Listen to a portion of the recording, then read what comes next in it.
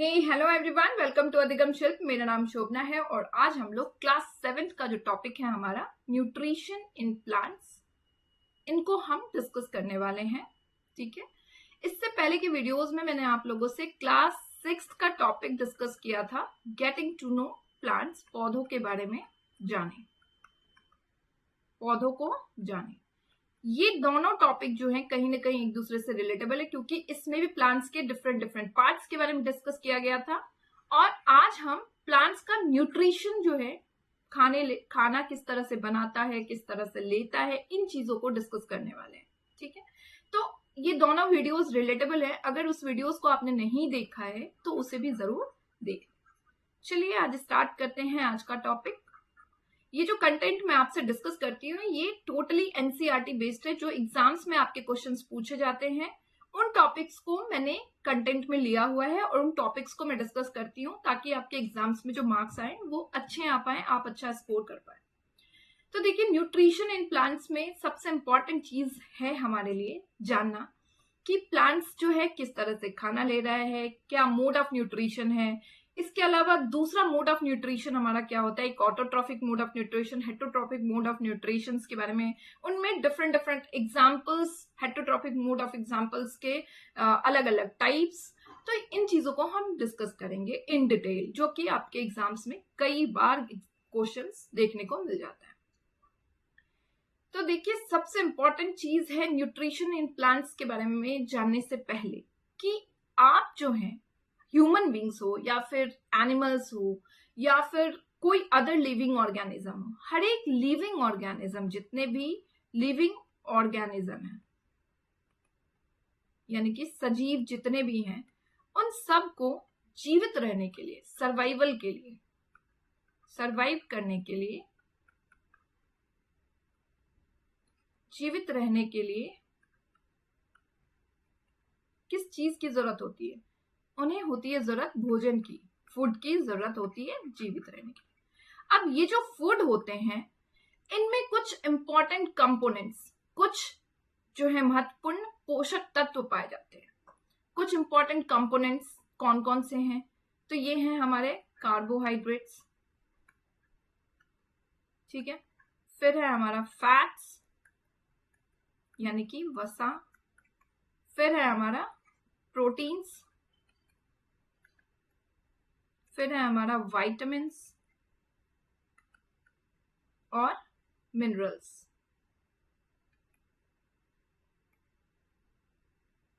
यानी कि खनिज। ये इंपॉर्टेंट हमारी चीजें पोषक तत्व होती है। ठीक है, इसके अलावा भी हमारे खाने में होता है डाइटरी फाइबर, इसे हम कहते हैं आहार फाइबर, प्लस वाटर, पानी। ये जो इंपॉर्टेंट कंपोनेंट्स होते हैं जो हमारे फूड में, भोजन में पाया जाता है, इसे हम क्या कहते हैं? इसे हम कहते हैं न्यूट्रिएंट्स यानी कि पोषक तत्व। हिंदी में से हम क्या कहते हैं? पोषक तत्व। ये हमारे भोजन में जाकर हमारे शरीर को ग्रो करने में, मतलब विकास करने में, हमारे शरीर को हमें हेल्दी रखने में, हमें बीमारियों से बचाने में, हमें बढ़ने में, मजबूती प्रदान करने में, इन तरह तरह की चीजों में ये पोषक तत्व हमारे लिए बहुत ही ज्यादा इंपॉर्टेंट होता है, बहुत इंपॉर्टेंट रोल प्ले करता है। ठीक है, तो ये जो हमारा जो फूड होता है उसमें जो ये सारे न्यूट्रिएंट्स जब पाए जाते हैं तो वो कहलाता है हमारा पोषक तत्व यानी कि न्यूट्रिएंट्स। ठीक है, अब ये जो न्यूट्रिएंट्स है ये हम किस तरीके से ले रहे हैं और इसका हमारा बॉडी किस तरीके से इस्तेमाल कर रहा है, ये कहलाता है हमारा न्यूट्रिशन।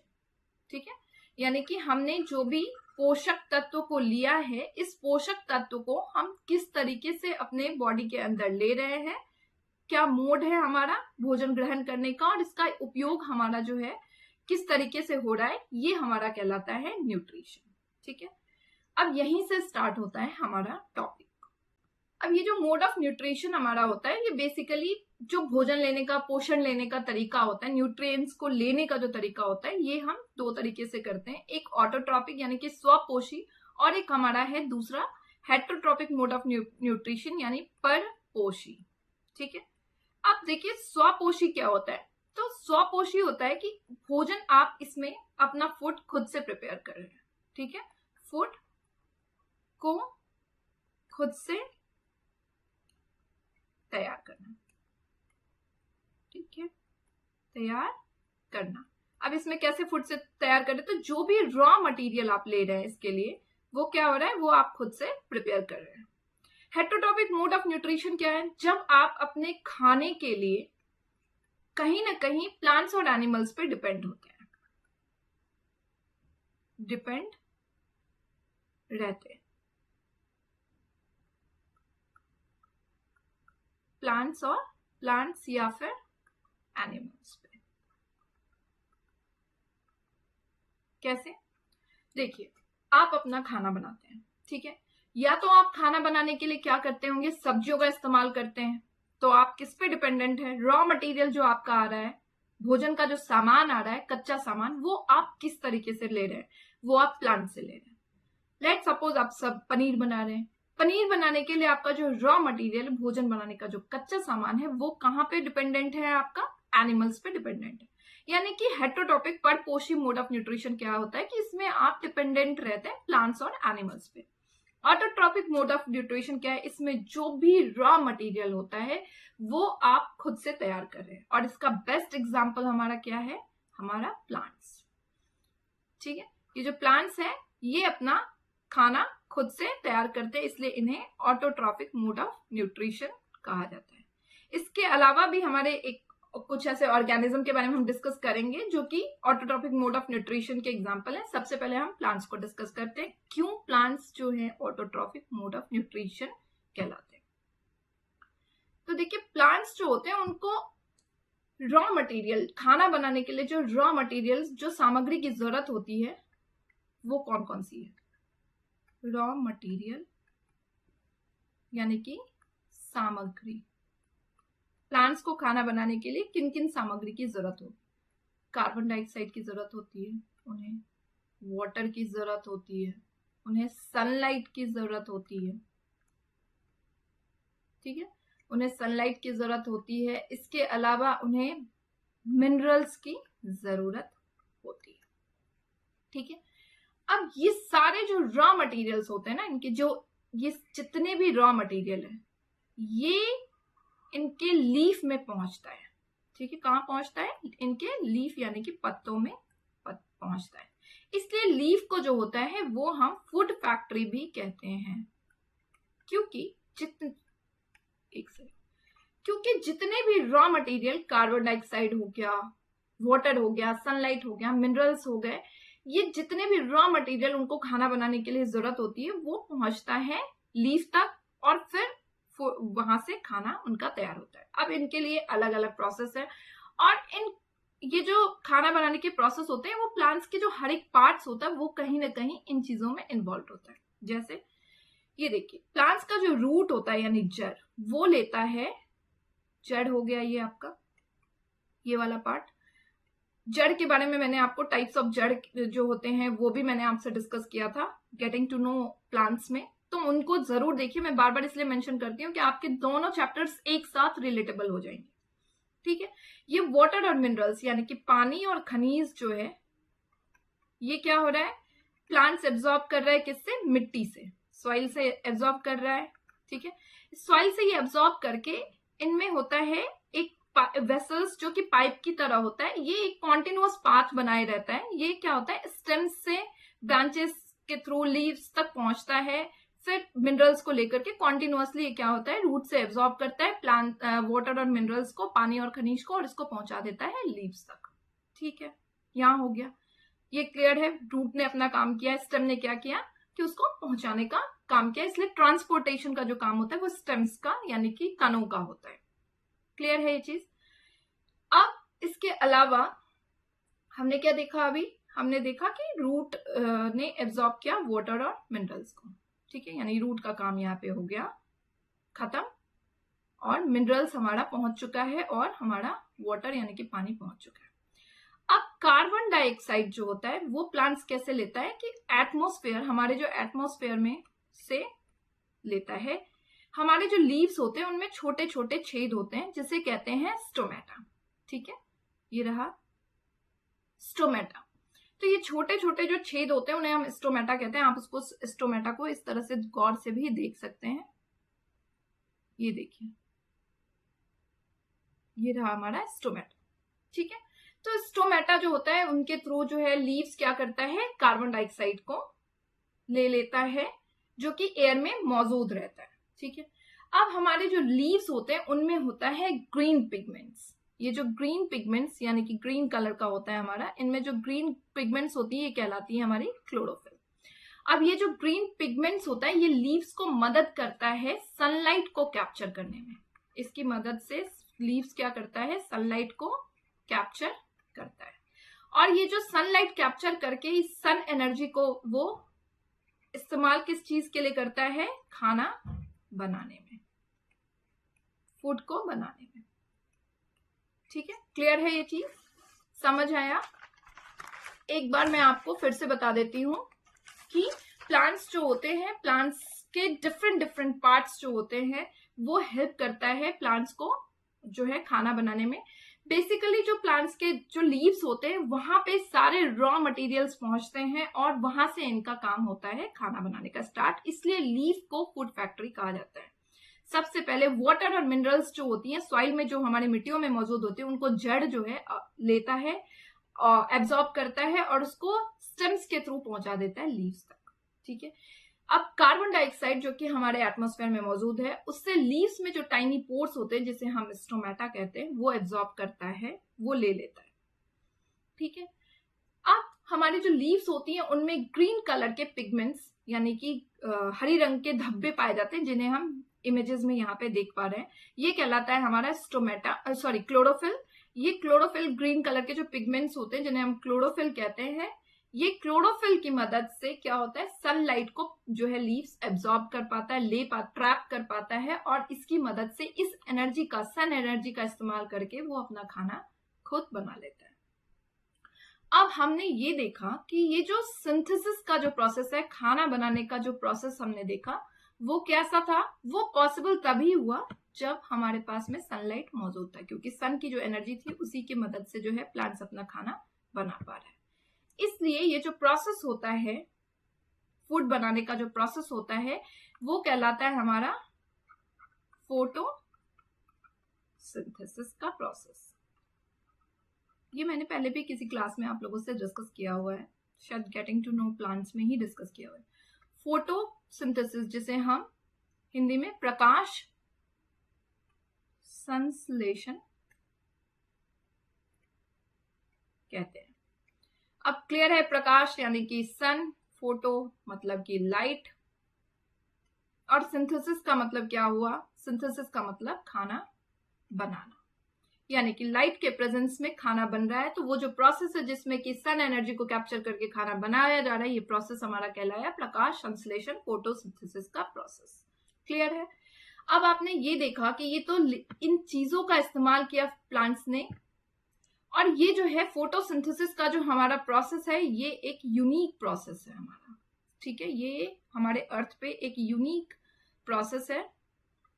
ठीक है, और इससे हमें क्या मिलता है, इसमें देखा आपने कि कार्बन डाइऑक्साइड और वाटर की मदद से प्लांट ने सनलाइट और क्लोरोफिल का इस्तेमाल करके बनाया, और बदले में उसने दिया कार्बोहाइड्रेट्स प्लस ऑक्सीजन, जिसका इस्तेमाल हम ह्यूमन बीइंग्स, एनिमल्स जो हैं सांस लेने के प्रोसेस में, प्रक्रिया में सांस लेते हैं ऑक्सीजन को।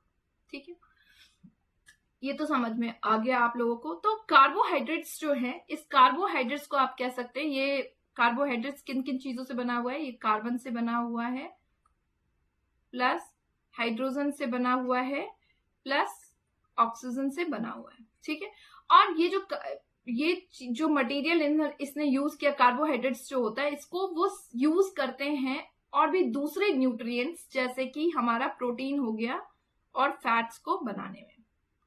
ठीक है, प्लांट्स इसका इस्तेमाल करते हैं। यहां तक क्लियर चीज है कि हमने फोटोसिंथेसिस का प्रोसेस देख लिया और क्यों प्लांट्स जो है वो ऑटोट्रॉफिक, क्यों प्लांट्स हमारा जो है वो ऑटोट्रॉफिक मोड ऑफ न्यूट्रिशन कहलाता है, ये भी हमने अच्छी तरीके से जान लिया है। ये तो देखा हमने कि ऐसे प्लांट्स जिनमें ग्रीन कलर के पिगमेंट्स, हरे रंग के धब्बे पाए जाते हैं जो क्लोरोफिल कहलाता है, उनकी मदद से ये बना रहे हैं। लेकिन ये ग्रीन कलर के जो धब्बे होते हैं ये हमने देखा कि उनके लीव्स में पाए जाते हैं। लेकिन कुछ ऐसे प्लांट्स भी हैं अपवाद, एक्सेप्शंस के तौर पे, जिनमें ग्रीन कलर के जो पिगमेंट्स होते हैं, क्लोरोफिल जो होते हैं, वो उनके दूसरे पार्ट्स में, प्लांट्स के अदर पार्ट्स, लीव्स के अलावा उनके स्टेम्स या फिर उनके ब्रांचेस में भी पाया जाता है।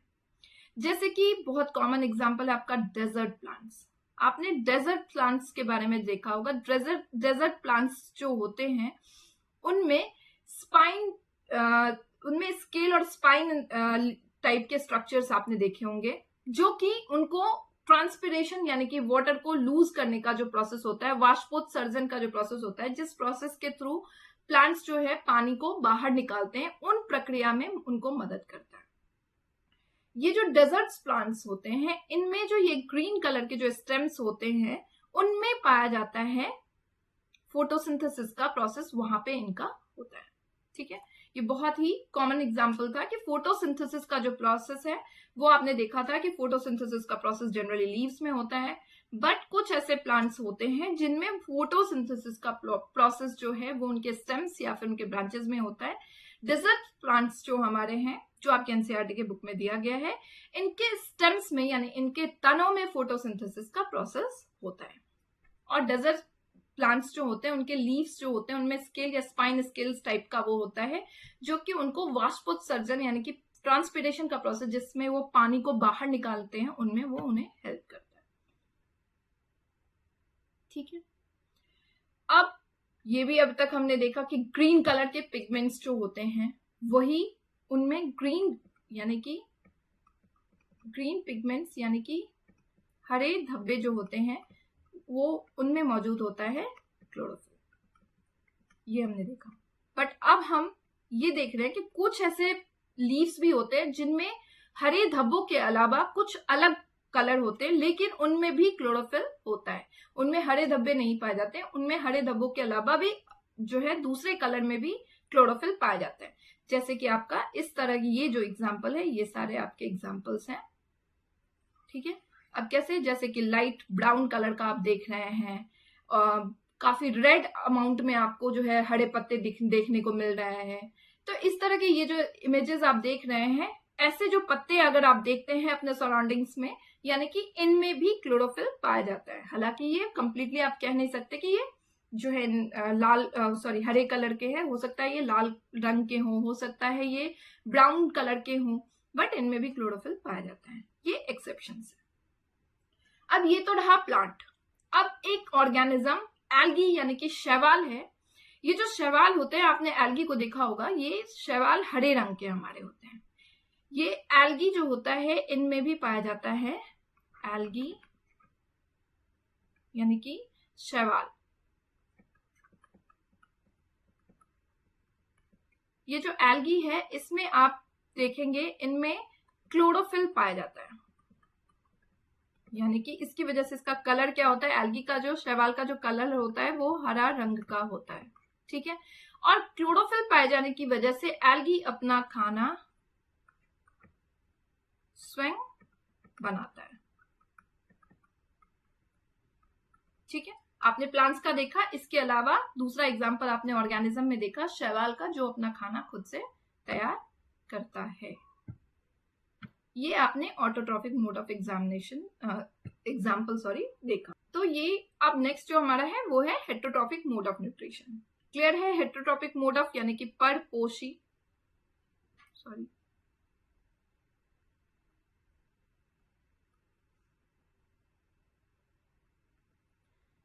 नेक्स्ट है heterotrophic mode of nutrition. Heterotrophic mode of nutrition यानी कि परपोषी, ये मैंने आपको पहले भी डिस्कस किया, यानी कि ये परपोषी ऐसे मोड ऑफ न्यूट्रिशन होता है जिसमें हम डिपेंडेंट रहते हैं, निर्भर करते हैं प्लांट्स या फिर एनिमल्स पे। प्लांट्स और एनिमल्स क्लियर है? अब ये जो हेटेरोट्रॉपिक मोड ऑफ न्यूट्रिशन होता है, इनके कई सारे टाइप्स होते हैं, जैसे कि होलोजोइक मोड ऑफ न्यूट्रिशन। अब होलोजोइक मोड ऑफ न्यूट्रिशन क्या है? तो होलोजोइक मोड ऑफ न्यूट्रिशन में आपका होता है कि आप फूड को डायरेक्टली मुंह के अंदर ले रहे हैं, और आप फूड को डायरेक्टली मुंह के अंदर लेने के बाद जो है उसको डाइजेस्ट कर रहे हैं। इस दौरान आपके कई सारे स्टेप्स जो है वो इन्वॉल्व होता है। पैरासाइट्स होते हैं, जिनमें क्या होता है कि प्लांट्स जो हैं किसी और प्लांट्स पे निर्भर करते हैं, अपना रेडीमेड फूड वहां से वो लेते हैं। सैप्रोट्रॉफिक मोड ऑफ न्यूट्रिशन होता है, जिसमें कि सड़ी गली चीजों के थ्रू जो है वो अपना न्यूट्रिशन लेते हैं ऑर्गेनिज्म। सिम्बायोसिस यानी कि सहजीविता होता है, जिसमें कि दोनों ऑर्गेनिज्म एक साथ, दो ऑर्गेनिज्म एक साथ रहते हैं और दोनों जो है एक दूसरे को बेनिफिट्स देते हैं, फायदा देते हैं, वो ये है। चलिए फिर वन बाय वन हम इनको डिस्कस करते हैं। सबसे पहले हमारा holozoic mode of nutrition. Holozoic mode of nutrition क्या, अभी अभी मैंने बताया कि होलोजोइक मोड ऑफ न्यूट्रिशन ऐसा मोड ऑफ न्यूट्रिशन है जिसमें प्लांट्स जो है वो अपना खाना खुद से ले रहा है और उस खाने को वो क्या कर रहा है, डाइजेस्ट कर रहा है। जैसे कि हम ह्यूमन बींग्स होके हैं, हम क्या करते हैं, अपना खाना खुद से लेते हैं और हम अपना खाना खुद से लेने के बाद हमारे मुंह के अंदर वो जाता है और डाइजेशन होता है। इसी तरह अमीबा हो गया, ये क्या होता है, फूड, कोई भी फूड पार्टिकल्स को डायरेक्टली मुंह के अंदर लेता है, फिर वहां से क्या होता है कि इनका फूड लेने के बाद जो प्रोसेस होता है, जो आप फूड मुंह के अंदर ले रहे हैं, ये प्रोसेस इंगेशन कहलाता है हमारा। इसमें क्या होता है, हम फूड को मुंह के अंदर लेते हैं। डाइजेशन इसके बाद होता है, जब फूड जो है वो सिंपलर सब्सटेंस में ब्रेक डाउन होता है, फिर आपका एब्जॉर्प्शन होता है, यानी कि डाइजेस्टेड फूड जो है वो आपके ब्लड वेसल्स, नसों में पहुंच गई है। इसके अलावा आपका एसिमिलेशन होता है, यानी कि आत्मसात होता है। अब यहाँ से क्या होता है कि आपके जो एब्जॉर्ब फूड है वो ब्लड वेसल्स यानी नसों के थ्रू वो आपके डिफरेंट ऑर्गन्स में पहुंच गया है। और इसके बाद आपका होता है एक्सक्रीशन यानी कि इजेशन, जिसमें कि आपके जो अनडाइजेस्टेड फूड होते हैं वो क्या होता है, आपका बाहर आता है। और ये प्रोसेसेस जो होती हैं वो आपके, ये देखिए यहाँ पे इजेस्टेड फूड जो है बाहर आ रहा है। इसी तरह जो है एक्सक्रीशन का जो प्रोसेस होता है वो यहाँ पे हमारा होता है, एनस के थ्रू वो बाहर आता है। ठीक है, ये जो प्रोसेस होता है ये आपके ह्यूमन बींग्स हैं, अमीबा है, एनिमल्स हैं, इन सारे में ये प्रोसेसेस इन्वॉल्व होते हैं। तो ये जो है होलोजोइक हमारा मोड ऑफ न्यूट्रिशन होता है, जिसमें हम फूड को क्या करते हैं, अपने बॉडी के अंदर लेते हैं, खाने को मुंह के अंदर लेते हैं और आपका डाइजेशन यहाँ से स्टार्ट होता है। कई सारे स्टेप्स, यानी कि इंजेशन, अंतर्ग्रहण, फूड को माउथ के अंदर लेना, डाइजेशन, पाचन क्रिया यानी कि फूड को जो है सिंपलर सब्सटेंस में ब्रेक डाउन करना, एब्जॉर्प्शन यानी कि ब्लड वेसल्स के थ्रू जो है आपका फूड, डाइजेस्टेड फूड जो है वो ब्लड वेसल्स के थ्रू जो है जा रहा है, पास हो रहा है। एसिमिलेशन यानी कि आपका जो ब्लड वेसल्स के थ्रू जो आपका फूड है वो डिफरेंट ऑर्गन्स के पास पहुंच रहा है। एक्सक्रीशन यानी अनडाइजेस्टेड फूड जो है वो आपके बाहर आ रहे हैं। वैसे तो इनका एक सेपरेट वीडियो है न्यूट्रिशन इन एनिमल्स में, उनमें हम डिस्कस करेंगे, बट इन शॉर्ट आपको होलोजोइक मोड ऑफ न्यूट्रिशन में इतना जानना है कि आपका फूड आपके मुंह के अंदर गया, डाइजेशन का प्रोसेस यहाँ से स्टार्ट हुआ, कई सारे स्टेप्स इस पे इन्वॉल्व हुए। इनका बेस्ट एग्जाम्पल आपने अभी अभी देखा, अमीबा हो गया, एनिमल्स हो गए, ह्यूमन बींग्स हम लोग, ये सारे इसके एग्जाम्पल्स। चलिए अब आपका दूसरा है पैरासाइट्स। अब देखिए पैरासाइट्स में क्या है, आप ये कैस्कटा जो है इसका बेस्ट एग्जांपल है। आप ये कैस्कटा देख सकते हैं, येलो कलर का इस इमेजेस में आप देख सकते हैं, जो तारों की तरह लटकी हुई हैं, येलो तरह की जो होती है। अब ये जो कैस्कटा होती है इनकी खासियत क्या है कि इनमें क्लोरोफिल कैस्कटा में नहीं पाया जाता है, इनमें क्लोरोफिल नहीं पाया जाता है। ये अपने खाने के लिए क्या करते हैं, रेडीमेड फूड जो होता है उनपे ये किसी प्लांट्स पे निर्भर करते हैं और वहां से ये क्या करते हैं, अपना जो है रेडीमेड फूड लेते हैं। ठीक है, यानी ऐसे प्लांट्स पे ये डिपेंडेंट रहते हैं जहां से ये अपना फूड बना सकते हैं, जिनमें क्लोरोफिल पाया जाता है और जो प्लांट्स अपना फूड खुद से प्रिपेयर कर सकता है, वहां से ये अपना फूड और न्यूट्रिएंट्स ले लेते हैं। तो यानी कैस्कटा जो है उसको हम पैरासाइट्स कह सकते हैं, क्योंकि ये डिपेंडेंट रहता है किसी और ऑर्गेनिज्म पे, किसी प्लांट्स पे। जिस प्लांट पे से ये अपना खाना लेता है, जिनमें क्लोरोफिल पाया जाता है, वो हमारा कहलाता है होस्ट प्लांट। ठीक है, कैस्कटा में इतना ही है कि कैस्कटा जो है उनमें क्या होता है कि क्लोरोफिल नहीं पाया जाता, इसलिए वो अपना खाना खुद नहीं बना सकते हैं और ये अपना रेडीमेड फूड उन प्लांट से ले लेते हैं जिनमें क्लोरोफिल पाया जाता है, जो अपना खाना खुद से बना सकते हैं। उन प्लांट से ये अपना डायरेक्ट जो है फूड ले लेते हैं, न्यूट्रिशन ले लेते हैं, और इन्हें हम इसलिए पैरासाइट्स कहते हैं, क्योंकि पैरासाइट्स जो होते हैं वो क्या करता है, वो अपना खाना किसी दूसरे ऑर्गेनिजम्स के थ्रू लेता है। ठीक है। इसके अलावा एक इंपॉर्टेंट जो है हमारा कीट भक्षी इंसेक्टिवोरस प्लांट्स। देखिए इंसेक्टिवोरस प्लांट्स जो है ना, ये पार्शियल हेटेरोट्रॉप्स का एग्जांपल है। ठीक है, पार्शियल हेटेरोट्रॉप्स यानी कि परपोषी। पार्शियली ये है, क्यों है? क्योंकि आप इमेजेस में देखेंगे तो ये जो प्लांट्स है इनमें ग्रीन कलर का पिगमेंट यानी कि क्लोरोफिल इनमें पाया जाता है। क्लोरोफिल इनमें क्या होता है, पाया जाता है। अब जाहिर सी बात है कि अगर इनमें क्लोरोफिल पाया जा रहा है यानी कि ये क्या कर सकता है, ये अपना खाना खुद से बना सकता है ना। ठीक है, तो भाई ये फिर ऑटोट्रॉप्स क्यों नहीं है? तो देखिए ये तो यानी खुद से बना सकता है, तो यानी ये ऑटोट्रॉप्स के एग्जांपल्स में भी आ रहा है। अब लेकिन इनको जो कुछ इंपॉर्टेंट न्यूट्रिएंट्स हो गए या सप्लीमेंट्स हो गया, कुछ सप्लीमेंट्स इनको इन खानों से नहीं मिलता है, तो ये क्या करते हैं, ये डिपेंडेंट रहते हैं इंसेक्ट्स पे। अब इनको इंसेक्ट्स के थ्रू जो है ये क्या करते हैं, इंसेक्ट्स को ये खा जाते हैं और उनके थ्रू जो है इनको ये सप्लीमेंट्स मिल जाता है। इसलिए इसको हम पार्शियली हेटेरोट्रॉप्स कहते हैं, क्योंकि ये दूसरे ऑर्गेनिज्म पे भी अपने जीवन यापन के लिए निर्भर कर रहा है, लेकिन कंप्लीटली नहीं है, क्योंकि क्लोरोफिल पाया जा रहा है। ऑटोट्रॉफिक मोड ऑफ न्यूट्रिशन तो फूड है। अब चलिए इनका एक स्ट्रक्चर देखते हैं, ये कैसे जो है इंसेक्ट्स को यानी कि कीट को अपने अंदर लेते हैं। तो देखिए इनका जो आप देखेंगे स्ट्रक्चर, तो उनमें देखेंगे पिक्चर यानी जग लाइक स्ट्रक्चर आपको देखने को मिल जा रहा है, जो कि यहाँ पे इनलार्ज बड़े में आपको दिखाया गया है। ठीक है, ये जग लाइक स्ट्रक्चर होता है और इसमें आप देख रहे हैं लिड यानी कि ढक्कन जैसी चीजें बनी हुई है।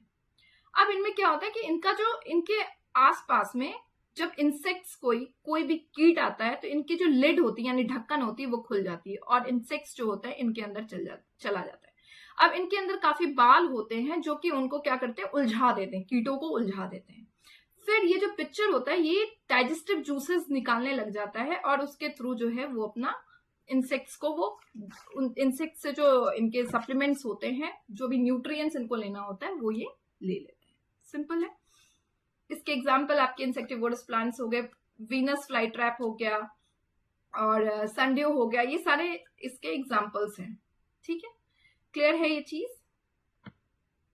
और आपको क्वेश्चंस में आ सकता है कि इंसेक्टिवोरस प्लांट्स जो हैं वो किस तरह के मोड ऑफ न्यूट्रिशन है, पार्शियल है, फुली है, हेटेरोट्रॉपिक मोड, परपोषी, पूरी तरीके से पूर्णतया ये जो है परपोषी है या फिर नहीं है, इस तरह से। तो आपको जानना है कि क्लोरोफिल चूंकि इसमें पाया जाता है तो ये अपना खाना खुद से बना सकता है, बट ये परपोषी जो है पार्शियली परपोषी भी है, क्योंकि इनको जो है अपने खाने से कुछ सप्लीमेंट्स इनको नहीं मिलता है, तो ये निर्भर करते हैं कीटों पे जिनसे ये अपना न्यूट्रिशन ले लेते हैं, वो सप्लीमेंट्स पूरा कर लेते हैं। ठीक है, नेक्स्ट हमारा है सैप्रोट्रॉप्स मोड ऑफ न्यूट्रिशन। अब ये ऐसा मोड ऑफ न्यूट्रिशन होता है जिनमें ऑर्गेनिज्म डिपेंडेंट होते हैं सड़ी गली चीजों पे खाने के लिए। अब आपने इसका एग्जाम्पल देखा है, आपके घरों में आपने देखा होगा कि ब्रेड जो होती है उनमें क्या होता है कि फंगस लग जाता है। ठीक है, फंगस इसके अंदर लग जाता है ब्रेड के अंदर में, आपने देखा होगा। तो ये ब्रेड में जो फंगस आपने देखा होगा वो क्या होता है, वो इसके बेस्ट एग्जाम्पल है कि वो सड़ी गली चीजों जो होती हैं हमारे, नमी अगर मिल जाता है तो वो उनपे ग्रो कर जाते हैं और उनसे अपना खाना, उनपे डिपेंडेंट होते हैं अपने खाने के लिए। ठीक है, अब आप इसके अलावा आप इसका एग्जाम्पल देख सकते हैं सैप्रोट्रॉपिक मोड ऑफ न्यूट्रिशन, जो पिकल्स होती हैं, अचार होती हैं, उनको आप देखेंगे अगर उनको नमी मिल गया तो उनके अंदर जो है फंगस लग जाता है, तो वो भी उसके एग्जाम्पल्स हैं। आपने मशरूम देखा होगा, 1 सेकेंड इमेजेस में दिखाती हूँ, सॉरी। आपने मशरूम देखा होगा। ये जो मशरूम होती है, अम्ब्रेला लाइक स्ट्रक्चर होता है, ये छातों की तरह होता है। ये जो मशरूम होता है, ये जब मॉइस्ट सॉइल होता है, मॉइस्ट सॉइल या फिर आपकी जो लकड़ी होती है, सड़ी हुई लकड़ियां होती है, उनमें आपने देखा होगा कि बरसात के सीजन में ये ग्रो कर जाता है। तो यानी कि फंगस जो होता है वो हमारे जो इन्वायरमेंट होता है, हमारे एटमॉस्फेयर में मौजूद होता है, जब उनको नमी और वार्मथ मिलता है तो वो ग्रो करने लग जाते हैं। इसलिए आपने देखा होगा कि जब ये चीजें जो पिकल्स होती हैं, जब उनको नमी मिल जाता है तो उन पिकल्स में फंगस लग जाता है। ब्रेड जो होते हैं, जब उन्हें नमी मिल जाता है, वार्मथ मिल जाता है, तो उनमें ये ग्रो कर जाता है। और ये सेप्रोट्रॉफिक मोड ऑफ न्यूट्रिशन है, क्योंकि ये अपने न्यूट्रिएंट्स कहाँ से ले रहे हैं, अपना खाना कैसे ले रहे हैं, तो सड़ी गली चीजों पर निर्भर करते हैं ये अपने खाने के लिए। कई सारे आपको इसके एग्जांपल्स देखने को मिल जाएंगे। नेक्स्ट जो है वो है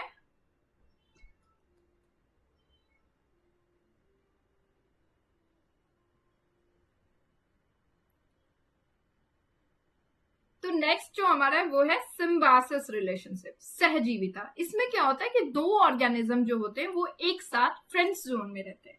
इनमें दोनों अपने साथ में शेल्टर और न्यूट्रिएंट्स को शेयर करते हैं, अपना मतलब आश्रय और पोषक तत्व दोनों एक दूसरे के साथ शेयर करते हैं, और दोनों को इनसे फायदा होता है एक दूसरे से। ठीक है, इसलिए फ्रेंड्स जोन है कि फ्रेंड्स एक दूसरे के साथ रह रहे हैं और उनको एक दूसरे से फायदा मिल रहा है। तो ऐसा जो रिलेशनशिप होता है जिसमें ऑर्गेनिज्म एक साथ अपना शेल्टर यानी कि घर और न्यूट्रिएंट्स यानी कि पोषक तत्व को जो है शेयर करते हैं, ये जो रिलेशनशिप होता है वो कहलाता है हमारा सिम्बायोटिक रिलेशनशिप। ठीक है, सहजीवन। कई सारे इसके एग्जाम्पल्स हैं, जैसे कि आपने देखा होगा कि कुछ जो प्लांट्स होती हैं उनके रूट्स में, उनके जड़ों में आपको मिलता है फंगी। अब होता क्या है, दोनों को इनसे फायदा मिलता है, फंगी और प्लांट्स। प्लांट्स जो है वो उन्हें क्या करता होगा, प्लांट्स इनके लिए फूड प्रिपेयर करके देता है, यानी कि फूड न्यूट्रिएंट्स इनको देता है। ठीक है, तो यानी फंगी को क्या फायदा मिला, फंगी को प्लांट से जो है न्यूट्रिएंट्स और या फिर खाना आप कह सकते हैं वो उनको मिला। अब फंगी जो है यानी कि कवक इनके लिए क्या क्या देता है, तो कवक इनको जो है तैयार करके देता है वाटर, शेल्टर एंड मिनरल्स, यानी कि कुछ मिनरल्स यानी कि खनिज। ठीक है,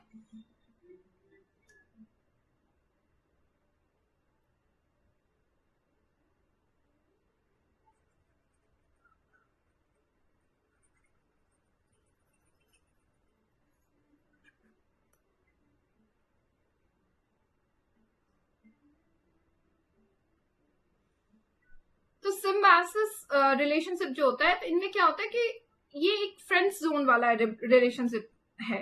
आप कह सकते हैं जैसे कि फ्रेंड्स हैं, दो फ्रेंड्स हैं, वो एक दूसरे से बेनिफिट्स ले रहे हैं। इनमें क्या है कि दो ऑर्गेनिज्म एक साथ रह रहे हैं, वो अपना शेल्टर यानी कि घर और न्यूट्रिएंट्स यानी कि पोषक जो है एक दूसरे के साथ में शेयर कर रहे हैं, और इनसे दोनों को फायदा मिल रहा है। ऐसा जो रिलेशनशिप होता है जिसमें दो ऑर्गेनिज्म जो होते हैं या कुछ ऑर्गेनिज्म अपने साथ एक साथ रह रहे हैं, अपना घर और अपना पोषक साझा कर रहे हैं, ये रिलेशनशिप हमारा जो है वो सिम्बायोटिक रिलेशनशिप कहलाता है, सहजीवन कहलाता है। इसके कुछ एग्जाम्पल्स हैं। कॉमन एग्जाम्पल है, कुछ प्लांट्स जो होती हैं उनके रूट्स में आप देखेंगे, उनके रूट्स में कुछ बैक्टीरिया यानी कि कवक आपको देखने को मिल जाएगा। अब ये जो फंगी यानी कि कवक आपको देखने को मिल जाएगा। ये जो कवक होता है ये और प्लांट्स, ये सिम्बायोटिक रिलेशनशिप जो है वो इनका है, इनसे दोनों को फायदा मिल रहा है। क्या प्लांट्स कैसे फायदा दे रहा है, तो प्लांट्स जो होता है आपको पता है कि प्लांट्स अपना खाना खुद से बना पाता है, तो यानी कि ये क्या कर रहा है, अपना खाना खुद से बना रहा है, जिसका फायदा फंगी को मिल रहा है क्योंकि वो उसके साथ रह रहा है। तो फंगी को प्लांट्स क्या दे रहा है, न्यूट्रिएंट्स,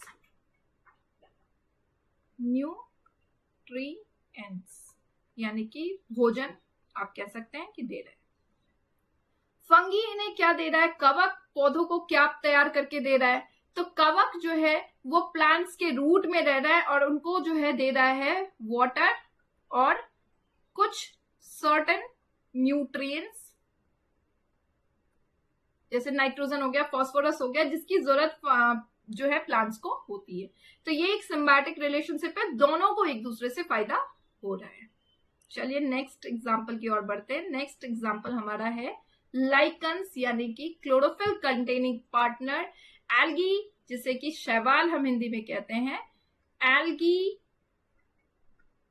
शैवाल और फंगी यानी कि कवक एक साथ रहते हैं। कवक, इनमें इन दोनों को फायदा होता है। अब देखिए कैसे। तो आपको पता है कि एल्गी जो है उनमें क्लोरोफिल पाया जाता है, जिसकी वजह से वो अपना खाना खुद बना रहा है। अब आप रिलेट कर ही रहे होंगे कि एल्गी जो है, शैवाल क्या कर रहा है, फंगी को क्या दे रहा है, भोजन तैयार करके दे रहा है, यानी कि उसे न्यूट्रिएंट्स मिल रहा है। बदले में फंगी जो है उन्हें क्या दे रहा है, तो फंगी उन्हें बदले में दे रहा है वाटर, मिनरल्स यानी कि खनिज, और शेल्टर यानी घर। यानी इसमें क्या हुआ कि इन दोनों का फायदा हुआ। एल्गी ने उसे फूड और न्यूट्रिएंट्स दिया कवक को, और कवक जो है वो शैवाल को क्या दे रहा है, वाटर दे रहा है, मिनरल्स दे रहा है और शेल्टर प्रोवाइड कर रहा है। दोनों जो है अपना शेल्टर जो है, शेल्टर और न्यूट्रिएंट्स, पोषक दोनों जो है एक दूसरे के साथ साझा इस तरीके से करते हैं और दोनों को एक दूसरे का फायदा मिलता है। थर्ड एग्जाम्पल जो बहुत इंपॉर्टेंट है, हमारे एग्जाम्स में कई बार हमें देखने को मिल जाता है, राइजोबियम नाम का जो बैक्टीरिया है। राइजोबियम बैक्टीरिया जो होता है, ये राइजोबियम नाम का बैक्टीरिया होता है जो कि कुछ प्लांट्स के रूट्स में पाया जाता है। ठीक है, ये कहाँ पाया जाता है, प्लांट्स के रूट्स में, प्लांट्स के जड़ों में पाया जाता है। कैसे प्लांट्स के रूट्स में, जैसे कि आपके पीज यानी कि मटर हो गए, ग्राम हो गया, मूंग हो गया, बीन्स हो गया, या फिर कुछ अन्य तरह के जो प्लांट्स होते हैं उनके रूट्स में पाया जाता है। बेसिकली जो हमारा क्रॉप प्लांट होता है ना, तो वो क्रॉप प्लांट्स में क्या होता है कि आपके न्यूट्रिएंट्स की ज्यादा जरूरत होती है। कौन कौन से न्यूट्रिएंट्स, जैसे कि आपको हो गया नाइट्रोजन हो गया, फास्फोरस हो गया, पोटेशियम की जरूरत होती है। अब प्लांट्स जो होती हैं, नाइट्रोजन हमारे एटमॉस्फेयर में, हमारे सराउंडिंग्स में बहुत ज्यादा है, बट प्लांट्स क्या करते हैं, प्लांट्स उन नाइट्रोजन को डायरेक्ट इस्तेमाल नहीं कर सकते हैं। ठीक है, तो यानी कि उन नाइट्रोजन प्लांट्स के साथ क्या कमी है कि प्लांट्स जो है वो डायरेक्ट नाइट्रोजन नहीं ले सकते हैं। अब ये जो राइजोबियम बैक्टीरिया है, ये क्या करता है, नाइट्रोजन लेता है, नाइट्रोजन जो होता है उसको, नाइट्रोजन को चेंज कर देता है यूजेबल फॉर्म में। ठीक है, जैसे जिससे कि प्लांट्स जो है इसका इस्तेमाल कर पाता है। देखा आपने कि प्लांट, राइजोबियम बैक्टीरिया किस तरह से मदद कर रहा है, तो उसने नाइट्रोजन को क्या किया, एटमॉस्फेरिक नाइट्रोजन को चेंज कर दिया यूजेबल फॉर्म में, जिसको कि प्लांट्स जो है वो ले सकता है। ठीक है, प्लांट्स बदले में इसको क्या दे रहा है, प्लांट्स बदले में इसको शेल्टर दे रहा है यानी घर दे रहा है, और प्लांट्स इसको फूड यानी कि न्यूट्रिएंट्स दे रहा है। ठीक है, क्लियर है ये चीज। तो दोनों को जो है फायदा मिलता है। राइजोबियम बैक्टीरिया जो है प्लांट्स के लिए क्या दे रहा है, जो एटमॉस्फेरिक नाइट्रोजन होते हैं उनको वो कन्वर्ट कर देता है यूजेबल फॉर्म्स में, जिसको प्लांट्स जो है इस्तेमाल कर सकते हैं, क्योंकि वो डायरेक्ट एटमॉस्फेरिक नाइट्रोजन का इस्तेमाल नहीं कर पाते। इसलिए राइजोबियम बैक्टीरिया की मदद से वो क्या करते हैं कि यूजेबल फॉर्म में राइजोबियम बैक्टीरिया उसको बदल देता है नाइट्रोजन को, जिसको प्लांट्स डायरेक्ट इस्तेमाल कर पाते हैं, और प्लांट्स बदले में उनको खाना देता है, क्योंकि प्लांट्स में पाया जाता है क्लोरोफिल, जिसकी वजह से वो अपना खाना खुद से बना पाते हैं। और उनको प्लांट्स क्या दे रहा है, बदले में शेल्टर यानी कि घर दे रहा है, फूड मिल रहा है और न्यूट्रिएंट्स उनको मिल रहा है। तो ये एक सिम्बायोटिक रिलेशनशिप, आपने कुछ एग्जांपल्स जो आपके एनसीईआरटी में था वो हमने देखा। इसके साथ हमारा टॉपिक हो गया है खत्म आज का।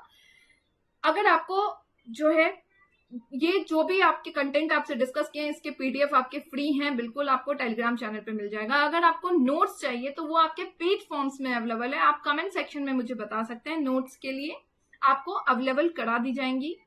और वीडियोस अगर अच्छी लगती हैं तो प्लीज इसे लाइक, शेयर और सब्सक्राइब जरूर करिएगा। मिलते हैं नेक्स्ट सेशन में नेक्स्ट वीडियोस के साथ में, तब तक के लिए bye bye and take care.